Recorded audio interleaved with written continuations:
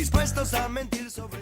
Este jueves se cumple exactamente un mes del paro de colectivos aquí en la ciudad de Paraná, esta medida de fuerza realizada por los choferes, y desde el Consejo Deliberante el Frente Justicialista Creer Entre Ríos presentó un proyecto para de alguna forma pedir que las empresas den cuenta sobre los ingresos y egresos de fondos. Pero para conocer más sobre este tema ya estamos con el concejal David Cáceres del Frente Creer Entre Ríos, el PJ. David, ¿cómo van?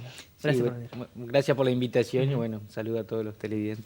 ¿Cómo le gusta más que lo presenten, del Frente Creer Entre Ríos o concejal peronista? ¿Se siente cómodo con los dos? Yo me considero parte del Partido Justicialista y por el peronismo he ocupado los lugares, se lo debo al peronismo y la militancia, así que me siento más cómodo con dentro del PJ, digamos, que es donde que es la columna vertebral de nuestro frente y particularmente provengo de allí, ¿no? Por supuesto. Bueno, estamos con este tema que es el paro de colectivos, que es un conflicto que ya lleva varios meses y bueno, ahora con este paro de 30 días. ¿Ustedes estuvieron trabajando al respecto desde su bloque en el Consejo Deliberante? Bueno, sí, entendiendo de que este conflicto y lo que respecta al transporte urbano de pasajeros en la ciudad de Paraná, hay que dividirlo en dos etapas, ¿no? Lo que refiere desde la última concesión que se le hicieron a las empresas que conformaron una UTE, una Unión Transitoria de Empresas, que ya lleva 2 años, ¿no? Y lo que respecta a la actualidad en sí, que es en el contexto de pandemia, que uno no puede tratar de analizar todo el contexto con esta actualidad, porque así como afecta a todos los rubros y a todas las actividades, el transporte no escapa a eso y hoy es una problemática que no solo la tenemos aquí en Paraná, sino en todo el interior del país. Entonces, lo que nosotros propusimos en su momento, que lo presentamos hace 2 sesiones y lo tuvimos trabajando en comisión en estos últimos días y que es muy probable el viernes se pida votarlo sobre tabla, era instar al Ejecutivo a conformar una auditoría empresarial. Pero auditar los 2 años de concesión, ¿no? Saber en qué situación estaban las empresas al momento de tomar la licitación del transporte y en estos 2 años cuál fue la rentabilidad que han tenido y si es cierto que han dejado de perder ganancias y de tener rentabilidad y en qué tiempos y producto de qué. Eso nos va a dar una muy buena base de saber dónde estamos parados, no solo en este contexto actual, claro, sino en los 2 años, ¿no? Así que bueno, esperamos que la iniciativa se apruebe. Cuando lo presentamos tuvimos acompañamiento de otras fuerzas de la oposición, así que eso va a marcar una clara voluntad política de ir a fondo con esta situación para darle respuesta concreta a los vecinos, ¿no? Bueno, es algo muy importante, bueno, porque en este tiempo que ya se reactivaron muchas actividades, hay realmente muchísima gente afectada. Justamente el otro día la escuchaba Alicia Glauser, que es una luchadora de la Asamblea Vecinalista, que también pedía por este tema, porque hay gente que recorre largas distancias realmente y es un conflicto que ya lleva 30 días. Con Alicia y con muchos vecinos de la ciudad de Paraná trabajamos mucho en lo que fue primero la ordenanza del marco regulatorio y debatimos y nos opusimos fuertemente a lo que fue la ordenanza de la aprobación de los pliegos de bases de condiciones generales y particulares del servicio, y lo debatimos y nos opusimos fuertemente porque entendíamos que ese contrato que hoy tienen las empresas afectaba fuertemente al Estado y sobre todo a los usuarios. Se le dio muchas concesiones a las empresas que fueron en detrimento de una prestación de servicio adecuada, bueno, y que le generaron mayores rentabilidades, ¿no? Entonces, creo que al dividir el servicio urbano del interurbano, lo que hizo fue disminuir el índice de pasajero por kilómetro y eso hizo que se elevara enormemente la tarifa media que determinan por las normativas nacionales y también cambiaron ecuaciones por la cual se redefine tarifas que hicieron que las tarifas medias que se cobran en Paraná también subieran su costo generando rentabilidad. Y aún así nunca tuvimos la prestación de un servicio acorde o digno para los paranaenses y bueno, con Alicia debatimos muchas esas cosas y debatimos también una cláusula que es cuasi extorsiva que hoy nos deja en esta situación, que si el poder concedente, es decir, el Estado municipal, decidiese hacer caer la concesión por las faltas recurrentes de la empresa, nos quedamos sin servicio hasta un Claro. nuevo proceso licitatorio. En cambio, si las empresas decidiesen irse solas, dejando de cumplir el contrato, tienen la obligación de prestarlo por Ujú. un año más para tener un plazo en el que se pueda hacer un proceso licitatorio. Y Esa eso, aclaración es importante, concejal, porque mucha gente por ahí, por desconocimiento, dice, ¿por qué el municipio no se hace cargo del servicio? No es algo tan fácil. Además, se pierde todo. Si la empresa se retira, no... por supuesto, si se retiran nosotros no tenemos acceso a todos los coches o las plataformas que tienen para brindarlo, entonces es como un callejón sin salida que hay que ser muy creativo y empezar a exigir y empezar a trabajar sobre lo que tenemos, que es muy condicionante de lo que se votó y lo que se aprobó y el contrato que tenemos hoy, que también el Estado tiene obligaciones y en esa situación, ¿no? Claro. Y, por ejemplo, aumentar el precio del boleto, ¿es algo que lo están analizando, les pasó por la mente o no está en carpeta ese tema? No, no está en carpeta por una sencilla razón que el convenio de la resolución 14 del Gobierno Nacional con las provincias y los municipios estipula un mayor aporte de la nación que mensualmente está haciendo de 15 millones de pesos en la ciudad de Paraná.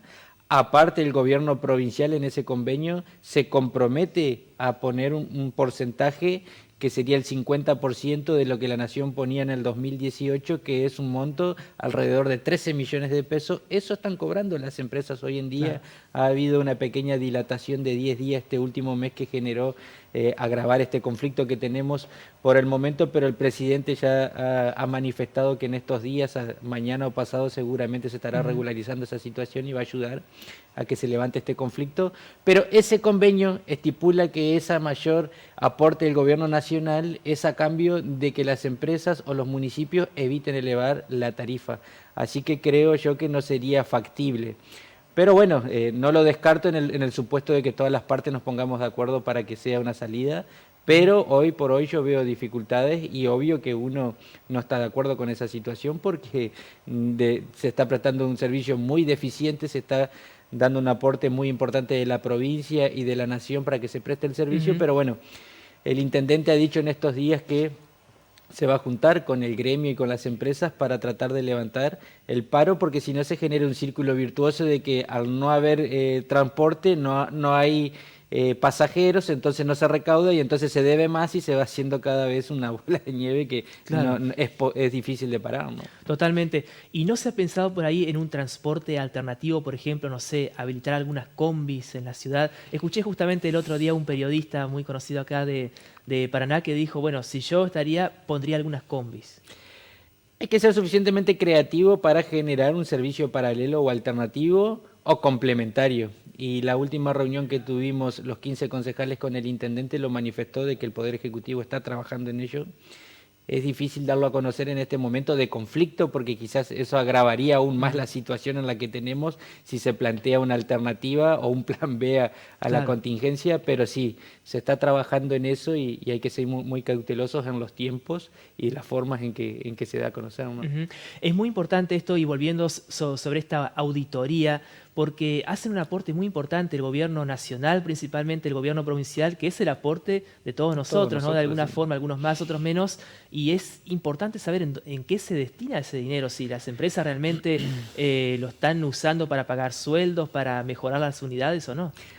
Vale aclarar que no es una intromisión a la propiedad privada de ningún individuo, de ninguna empresa, sino que estas Ujú. cláusulas están estipuladas en lo que es la ordenanza del marco regulatorio, en lo que es en los pliegos y específicamente da la posibilidad de hacer auditorías empresariales y que el poder concedente le pida y le exija que las empresas puedan llevar la información no solo de los estudios contables, sino también de toda documentación que respalde la prestación del servicio. Es Ujú. decir, que esas herramientas las empresas ya entendían y sobreentendían que se sometían a este tipo de intervención o de análisis de su documentación. Y esto nos va a permitir desasnar algunas cuestiones que nosotros en función de la experiencia que hemos tenido en estos años, siempre se trabaja sobre información que presenta la empresa que desde el vamos está viciada de una parcialidad que nosotros como Estado no nos podemos permitir. Tenemos una muy buena base de información, sabemos lo que recaudan por la tarjeta SUBE,